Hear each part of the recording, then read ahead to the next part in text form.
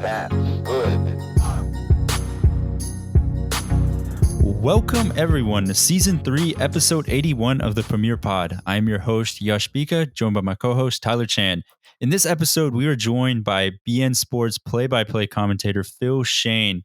Let me give you a little background on Phil Schoen if you don't know who he is. I'm sure you may have already heard from him. You know, he does usually do the commentary alongside Ray Hudson, but he was actually the first voice for Major League Soccer when it first started airing on ESPN from the beginning of its existence. Also that he's had some commentary in the FIFA 2000 game, FIFA 2000, so that's way back. And then he's commented on some World Cup games such as the 2006 World Cup in the Germany, Costa Rica. So he's done pretty much everything and anything you could think of in the world of soccer, from American soccer to all the way to European soccer. He's even covered, like Kevin Egan, he's covered some of the El Clasicos in the Camp Nou, in the Bernabeu. So he's covered so many historical events, so many historical fixtures in the sport of soccer, and he was able to come on to the show and tell us a little bit about his experiences. We talked a little bit about broadcasting in the booth, just about his love for Arsenal, and about his thoughts and opinions about the club right now. So really, just a good conversation about soccer, his life, his career. So please enjoy the conversation. Mm-hmm. And we have infinite time. It was just one of those conversations that you just wish kept going on and on. But exactly, it was so good. I mean, you're obviously going to listen to it, but it literally, I like Tyler said, if we had infinite time, there was just so much you could ask. He's just got so many. It's just like there's just so much knowledge there. It's just so fascinating and so amazing to hear. Mm-hmm. So yeah, enjoy the show.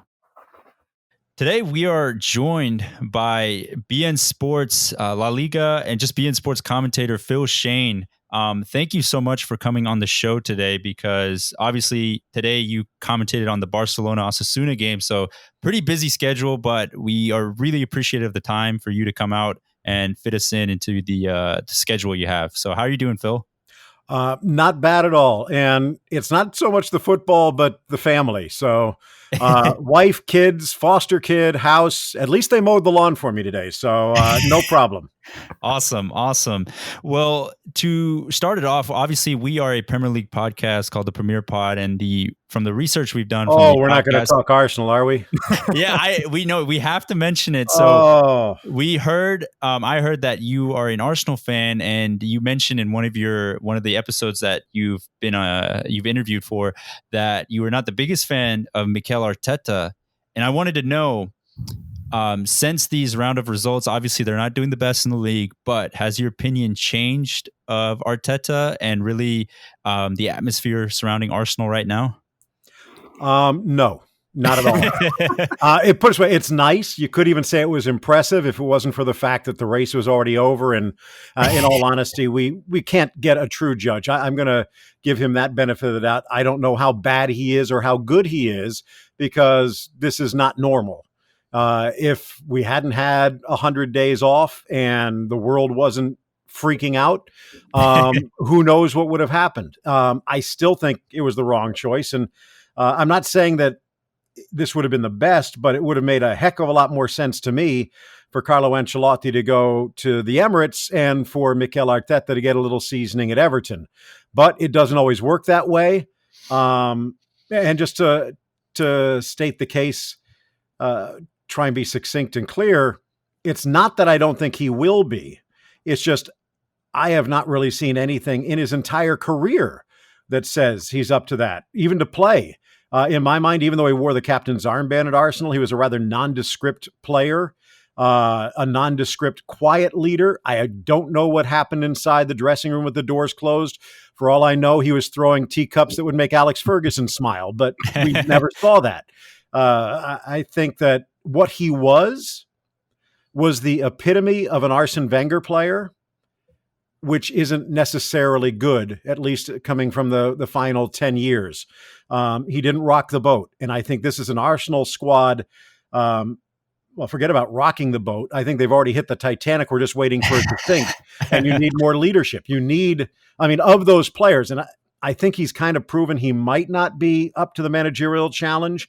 Maybe it's just bad luck or bad assignments, but from the playing perspective, you need the equivalent of a Tony Adams. You need the guy that Arteta replaced when he came over to the U.S. in a Patrick Vieira, who also was a relatively quiet leader, but was known to kind of grab people by the neck. Here, someone grabs someone by the neck and they get kicked off the team. So it just seems like a don't rock the boat kind of guy when we need someone to make sure everyone's picking up the oars.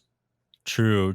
I quickly wanted to know, how did you kind of get into your Arsenal fandom real quickly? It was, and again, I know you guys are relatively young, although congratulations on being college graduates. That's a real step towards reality. Thank you. And especially Tyler, since he's probably been paying bills. Yash, I welcome you to the club.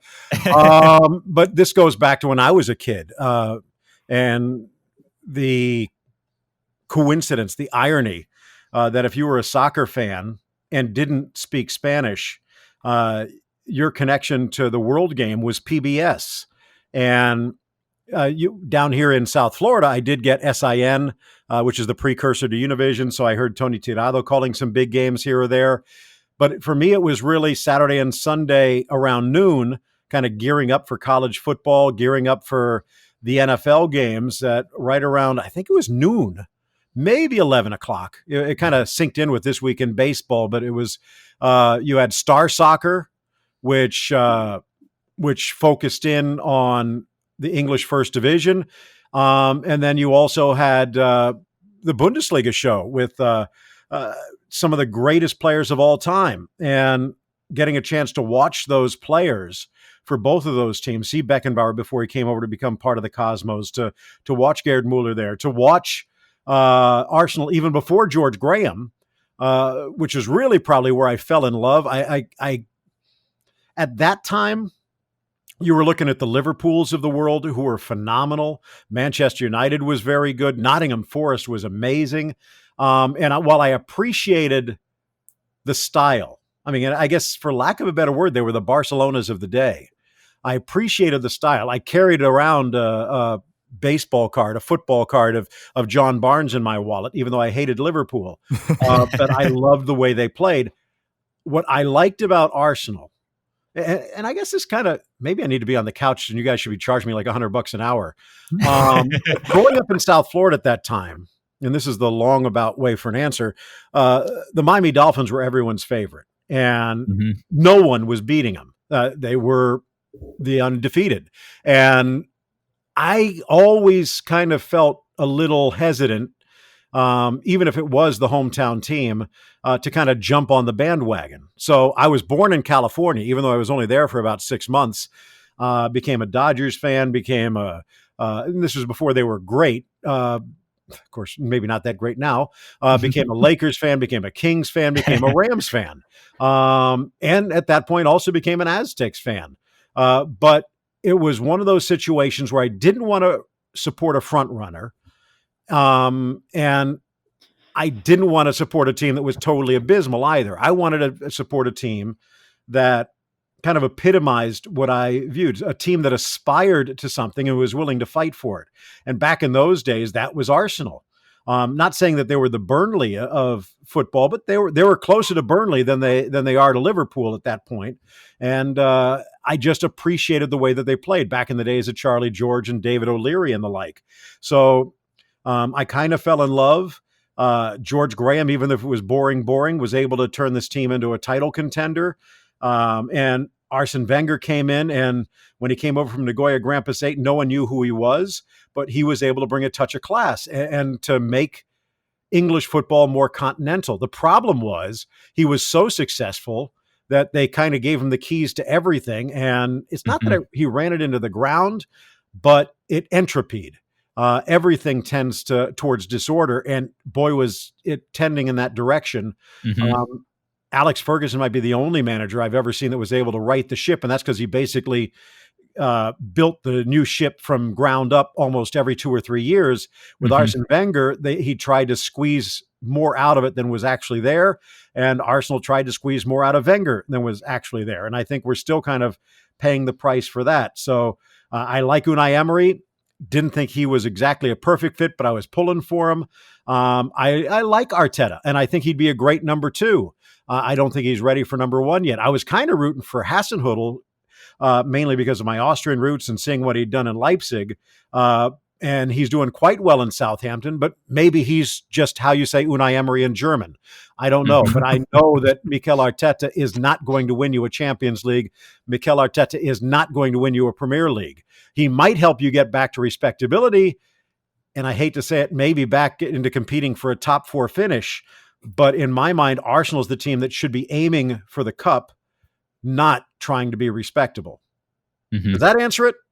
Yeah, no, that was great. It's interesting because I'm a Manchester United fan and Tyler's a Liverpool supporter. But it's always interesting hearing how other people have kind of gravitated towards the Premier League, especially being in the United States, because we weren't born in England, and this wasn't our grandfather's or father's club. No, you guys were going through something very, very similar, especially. And I mean, I used to say about back in my Gold TV days, almost a decade ago, that if you were a soccer fan, America was the best place you could live because you could watch pretty much every game in every league on earth. Exactly. But especially when it went to NBC, and they've done a great job. It opened the door and opened the eyes of so many new fans that were going through something very similar to what I went through back in the 70s. So I agree with you. And I was hoping Jurgen Klopp, because I had the chance to cover him in the Bundesliga, even going back to his days with Mainz.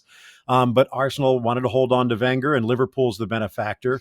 And while I don't think he's safe yet, guys, Solskjaer has something that Arteta does not. And maybe it's just the benefit of the position that they played, where Arteta's job is to try and shut things down. Solskjaer's job is to try and spark things up. And his personality doesn't really come across that way. Although if you kind of hear him off camera, if you will, there is some bite there. But he had the history for the club. He did things for the club. He was maybe not as Paul Scholes, but he was the spark. And I think he got off to a bit of a rough start. Well, he got off to a great start for about a dozen games. Then things got a little wobbly. And I'm somewhat surprised, although again, American ownership, if there is a fault, if you will, it's they're more patient than most. They've kind of ridden that storm, and I think they're benefiting from it. I think you're looking at Chelsea and Manchester United challenging Manchester City for second place next year. I think Liverpool still heads and above, but I think both Klopp especially and Solskjaer have their teams headed in the right direction.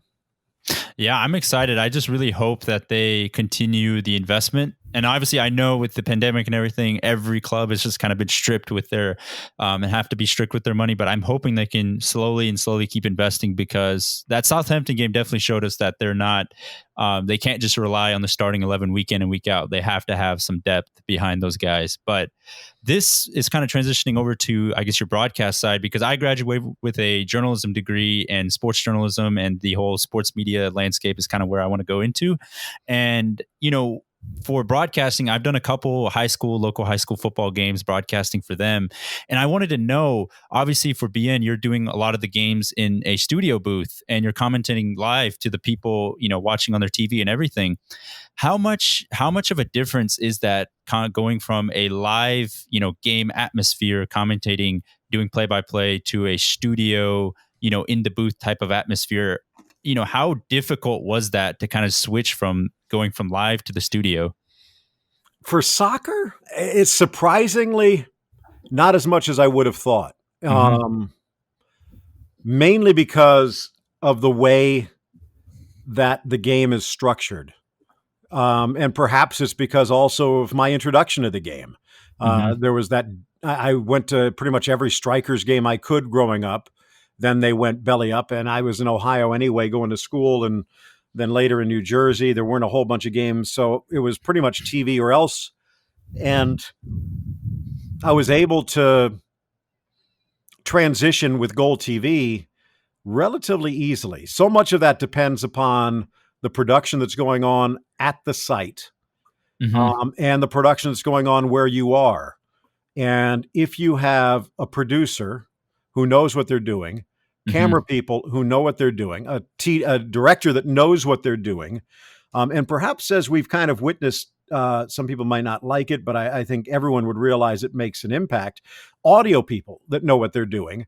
You throw all of that together, it doesn't really matter what happens. Now, maybe for other sports, it would be a little bit different. I was able to do some college basketball for Sunbelt last year off of monitor, and surprisingly, I was able to. I mean, so much happens in such a small confines. I think the one thing you do kind of learn is if you make a small mistake, just move on. No one's really going to notice, and if they do, there'll be 100 plays or 100 touches before you get a chance to correct it. If it's a big mistake, correct it and move on.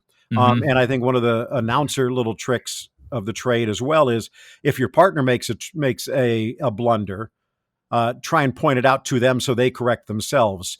I think there's a psychological aspect both for you and your partner, and also for the people at home, where if you're constantly correcting your partner, it seems like there's something going on that probably isn't. So kind of let people correct their own mistakes. But it also goes back just before I started with ESPN, I was doing some local regional cable down here, the occasional soccer game, mainly basketball, football, and the like. And I was working for the all sports station, WQAM, and was fortunate enough where the executive producer was Chris Visser, who was Leslie Visser's brother. And I don't know, he probably still has a Rolodex, but I think he had the Pope's number in there. He knew pretty much everything. But at the same point also, Leslie's husband was calling NFL games forever. And he was telling me stories about how it just shocked him when he would be going to these NFL games and going up to the booth and getting ready for all of what you would witness on a Sunday. And he'd be in the booth spotting for Dick Stockton, and Dick would be up, the headphones on, talking about everything that's going on before the game. And then just before the snap, he'd sit down and watch the monitor and call it off the monitor, even though he's in the stadium, windows open and everything. And Chris asked him one day, said, "Dick, why do you do that?" And he said, because unlike radio, where you're painting the picture wherever the canvas and the brush take you, on television, you have to call what the people are seeing at home. Now, occasionally you can kind of bring in something about the sky, something about the wind, something about the weather, something about what might be happening in the stands over there or down on the sideline. But for the most part, if you start talking about everything outside of what people are watching at home on their screen, it's going to be confusing, if not annoying. So he went out of his way to, even though he had the benefit of being at the game, which is a benefit because you kind of get more of the feel of what the players are going through, or the feel of what's going on in the stand. Maybe you get more of a feel of momentum and emotion. But as far as actually calling the game, he was calling it off like a little 12-inch monitor. Now we have the benefit of calling it off 25, 35-inch monitors in an air-conditioned studio. So it could be worse, but it takes a little bit of an adjustment. But in all honesty, I think maybe a lot of announcers might be more afraid, and it maybe does change things a little bit to the point of don't be so quick to pick a player's name out. Maybe you talk about the team has it moving down the line. Maybe you have to pay a little bit more attention to who's wearing what colored cleats and what players' haircuts look like what today, who has tattoos on their right arm or left, because you hardly ever get a chance to see the numbers. But it's not that hard, even though you probably do have to make some adjustments. And maybe one of the biggest ones is something you have to make anyway, is you're going to make mistakes. No one expects you to be perfect. And you know what? If someone does expect you to be perfect, you probably don't want to be hanging around them that much anyway. Of course. Tyler, you got the next question? Yeah, I actually had a question about that because I always wondered, as a commentator, do you see exactly what we see on TV in terms of your commentating? Do you have your own special camera that you can just point to wherever to see what's going on? Because sometimes when I'm watching a game, when I'm focused on it, I still miss things. I'm looking at it, I'm like, oh, can we rewind that? So I just missed it. Is there anything like that? Do you get kind of special on your side, or do you see just what we see? When I was doing the MLS games and I'm in the stadium, and we do have 2 monitors up there 90% of the time, if not more, one game would be programmed. The other game would be what they call ISO, or isolated. And that would end up being, say, of the 2 main cameras up top, one is the wide play-by-play camera. The other one, either up top or down low at midfield, would tend to be the ISO camera, where you pick a player out. You try and find a battle. That one tends to have different video, but it tends to be more for the color guy. And back in those situations, the color guy might actually be talking to the producer, saying what they want to see. A goal just happens. Wind it back to here. No, use a different angle. I want to show what's going on with this player. Where we are, we basically just have the one monitor. Now, it all depends on who's producing for us, because normally we will get the signal from Spain or France or Turkey or wherever. It will come in to make sure that Ray or I or Eric or Andres or whoever might be on the microphone doesn't all of a sudden start cursing in the middle of a game. Or I think probably even more for technical reasons, in case the camera drops or the signal drops, you can bring in something else to kind of cover. There's a 10-second delay, 7 to 10-second delay. Some producers will kind of whisper in your ear, watch out here. So you kind of get the idea, okay, wherever you're starting to ramble and maybe go off track, now you kind of want to, at least for the next 15, 20 seconds, bring it into focus. However, that can also be a bit of a distraction.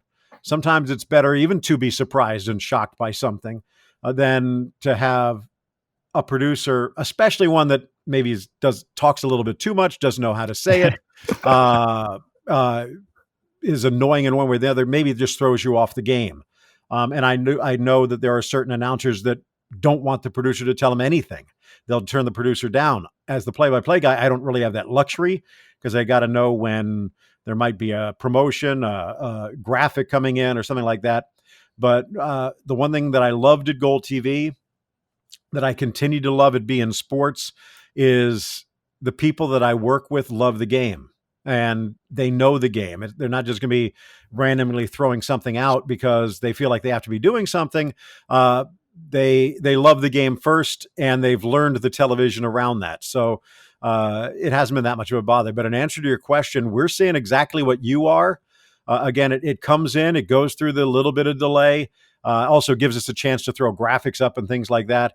But Ray and I, or Andres and Gary and Eric and Thomas, we see it. And then, I mean, in a matter of seconds, because it has to go back up to the satellite, back to wherever your cable or provider is, and then into your house.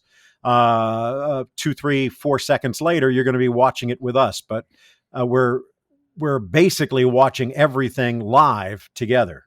Wow. I had no idea. That's actually crazy, because now I have no excuse to make sure I get the action as I see it. Hey, we get stuff wrong all the time. All you have to do is look at my Twitter feed. And that actually kind of brings me to another question I was thinking about, because, there's all this new technology now these days for these games, from that 360 camera where you can see exactly what a player's seeing in a replay right before a goal happens, or maybe a drone, like one of those spider cams, goes across the pitch, and then you can get different angles from different free kicks.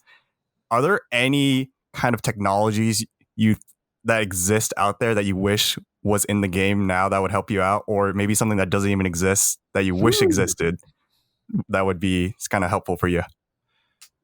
That's actually kind of cool. Normally, I'm thinking about how to get technology out.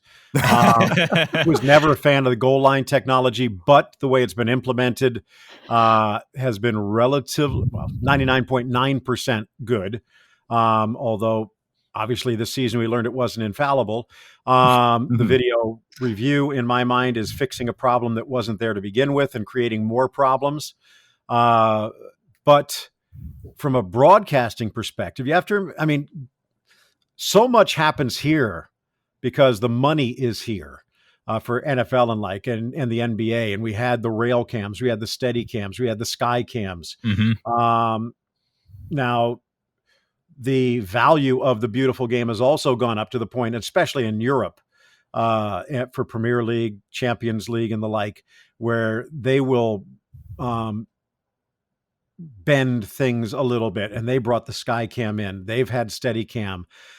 Drones are a little bit difficult just because we used them for an ICC Futures tournament up in Tampa this past year. And it was great, but the quality of the camera wasn't quite matching the quality of the regular cameras. Nowadays, though, with computers, I think like next time, if we do it again, hopefully we'll actually be able to have tournaments and games that we can attend. If we do it again, I guarantee you there's just a little bit of software or maybe a small hardware that can color match all of that together and frame rate match. But I agree with you. Drones are amazing. The 360 is just computer technology, which again is phenomenal. And it's a little blurry here. You can kind of sense where they're jumping from one camera to another. But in all honesty, to get those perspectives, it's kind of worth it, because you can even kind of jump into someone's head literally and see what they were looking at the moment, which is a little freaky, but also clears things up. I guess the one thing that would be really cool would almost be like Mono Burgos's old Google glasses, which was kind of just a marketing ploy. But it would be kind of cool, because I've gotten to the point. I remember when I started back in New Jersey doing high school football and basketball, I would spend hours and hours every week on South River Edison. And then it got to the point where I would throw everything into a computer. And especially early beIN days, pretty much just have to clean up something, find out if someone transferred in, and then just put it onto stickers and put those stickers onto a piece of paper.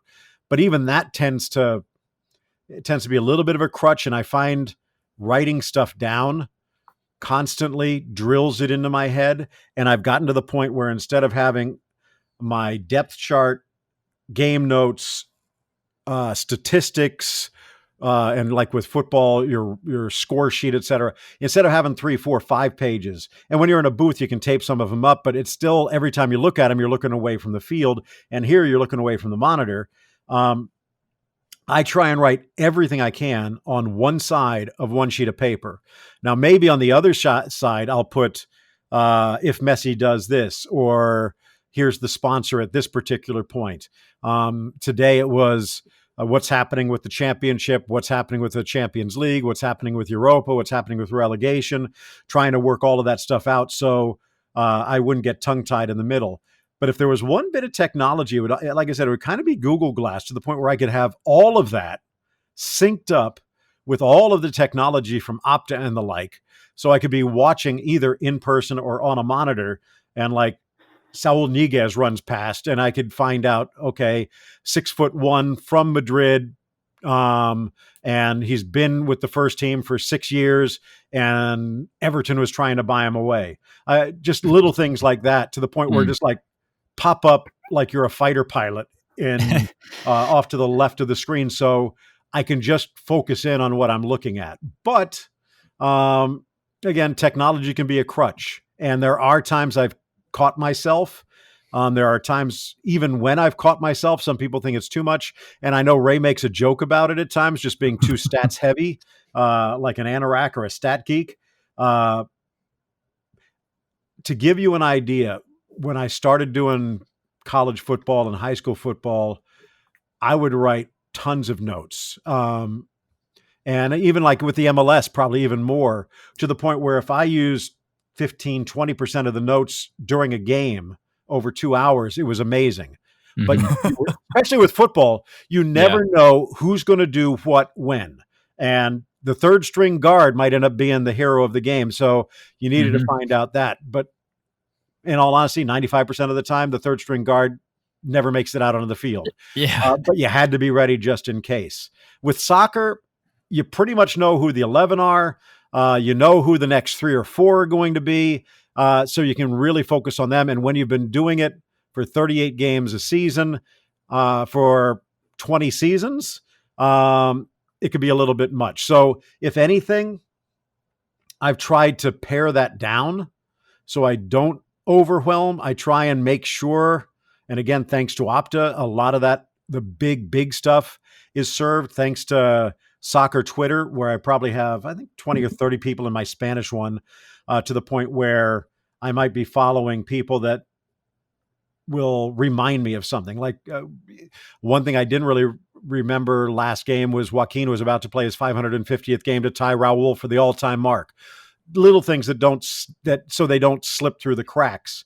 But as a play-by-play guy, you want to leave time for the game to breathe. The one thing with television is people can see what they see.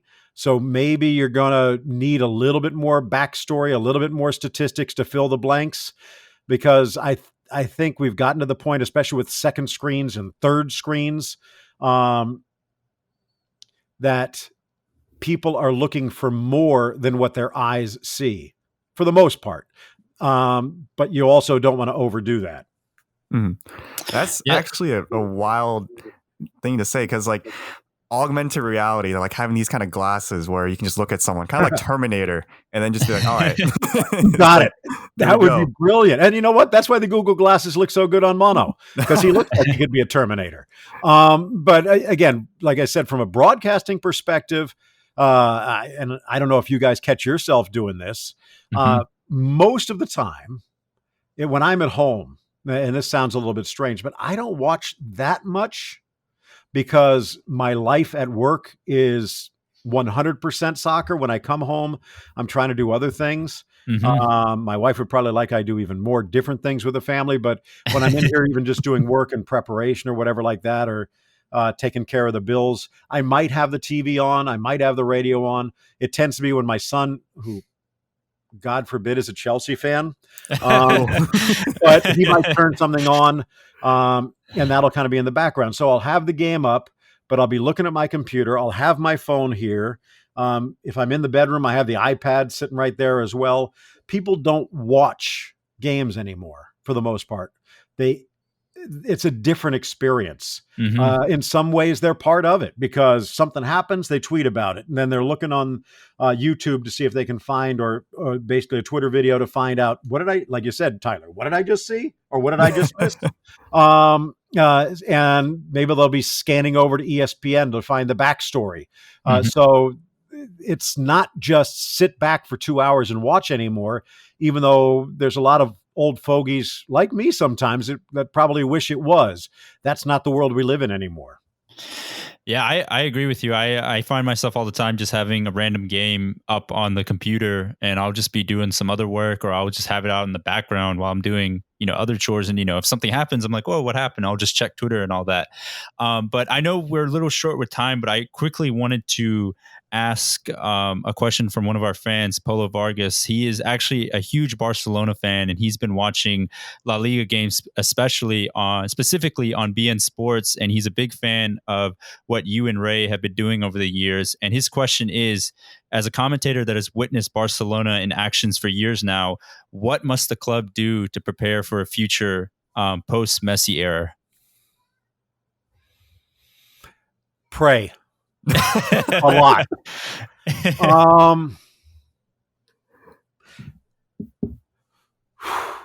You can't prepare. You can't. They tried to a point, and put it this way, that sounds simple. That sounds bad. You can try to prepare. And Neymar was that plan. Didn't quite work out that way. Now, who knows? Neymar might come back. Or maybe there's someone, maybe Conrad de la Fuente is the next guy to line up on that right wing. And maybe he won't be Messi. The odds are heavy against him. But if you have someone up front that can score goals, you have Ricky Puig making the passes, and you have Ter Stegen or whoever's behind him, life goes on. I mean, this is a Barcelona team that went from Kubala into Cruyff through Ronaldinho, a Maradona time, a Ronaldo time. Not saying that they'll just replace Messi like they replaced all of those. That's life. And you know what? I hate to say it. in a year or two, Messi's not Messi. Right now, he's not Messi. But what Messi is right now is kind of a hybrid Messi and Xavi, that if he had a little bit more production around him, especially on the defensive side, that this would still be quite effective, and still could be. I mean, if he wanted to put up with it for 3, 4, 5 more years, maybe less and less goals, but more and more passing towards goal. It's just he's getting to the point where he can't do it himself anymore. He needs other people to step up, and to this point, they haven't. I think one thing we've seen with Real Madrid, it's just really funny, by the way, because we ended up doing the Barcelona game today. We had the Real Madrid game on Espanol, but it's funny when I do a Real Madrid game. And part of it is just because Ray is such an optimist. Not that I'm being a pessimist, but I'm trying to get him to flesh out his thoughts or to provide the counter to what another argument might be. When I'm doing a Real Madrid game, everyone thinks I'm a Barcelona fan. When I'm doing a Barcelona game, everyone thinks I'm a Real Madrid fan. So I guess if I'm pissing everyone off, I'm doing something okay. But, exactly. But again, when you just really take a look at what Real Madrid has done, sure, they went out and got Eden Hazard, but there was method to that madness. For the most part, it's spending 4 million here, spending 2 million there, spending 10 million now, so you don't have to spend 50 million later. And I think even under Zidane, that's been Zidane version 1.0 and 2.0. One of the most amazing things that he was able to talk Florentino Perez into not spending money. Because the likes of having a Lucas Vasquez here, a Marco Asensio there, Rodrigo, Vinicius, to step up, Isco when Modric can't. The two guys really, because I think whoever was in goal would have done well, although Thibaut Courtois deserves a lot more credit than he's getting.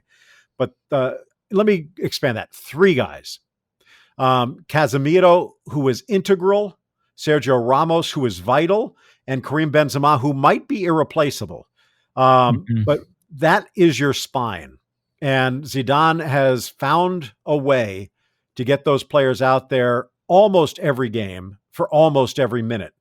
And then the rest of them, he does what he can to spread the joy around. And in the process, they've brought in a lot of young players, where with Barcelona, more often than not, you have 8 or 9 players out there that are 31 or older. And one of them, as you kind of allude to, is irreplaceable. So that has more to do, I think, with the board trying to find superstars and kind of doing what they condemned Real Madrid for years ago. Maybe it's also just a sign that La Masia is running a little dry. Maybe there isn't another Iniesta or Xavi or Messi or Busquets or Piqué to call up. Maybe you do have to go to Borussia Mönchengladbach or Real Sociedad. But my guess is they got used to the penthouse and they forgot how they got there, and they didn't keep that door open. It's going to be forced open, and it might be some uncomfortable moments. I still think this is a team that's going to be in Champions League regardless, but I wouldn't be surprised for a year or so them stumble out of challenging. It might be Real Madrid in a walk like it was for Barcelona the last couple of years. Maybe Atleti jumps past them, but Barcelona does need to reinvent themselves, and they can do it with or without Messi, but they need to do something relatively quick.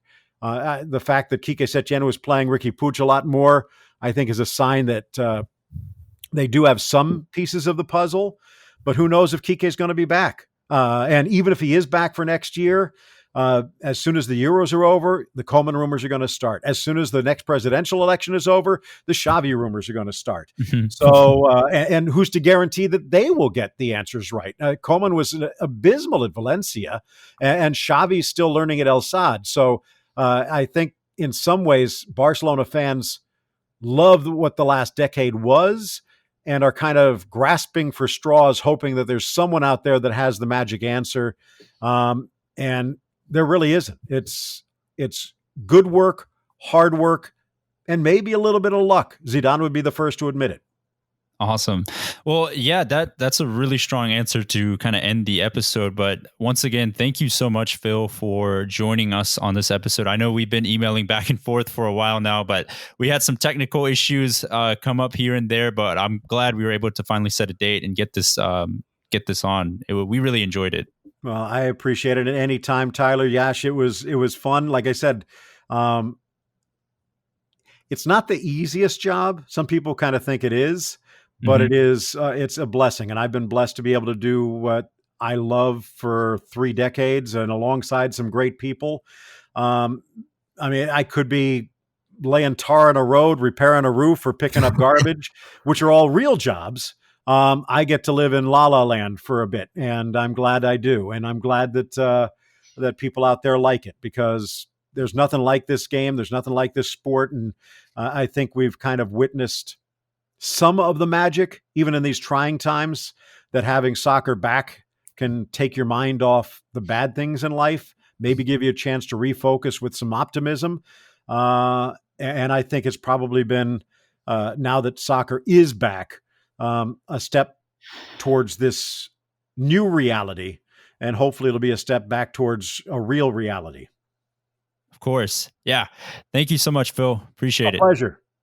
That was a great conversation and a great podcast with Phil. I really enjoyed it. I think it was probably one of our better episodes. It's pretty crazy. I think Tyler and I, before we recorded the episode, we were thinking it's wild that, at 81 episodes in, we're getting people to come on, such as Phil Schoen, Kevin Egan, Lizzie, Eric Krakauer, people that have made a name for themselves in the soccer industry and soccer media, that they're coming onto this podcast. Because if you go back to episode 2, we literally fired up the laptop, opened it up, and recorded in front of a big fan, literally a big fan that was just going off, like made a huge noise. And we were literally recording off a laptop microphone. So it's pretty cool seeing the growth we've done and how that's kind of correlated with us being able to bring some amazing people for you guys to hear.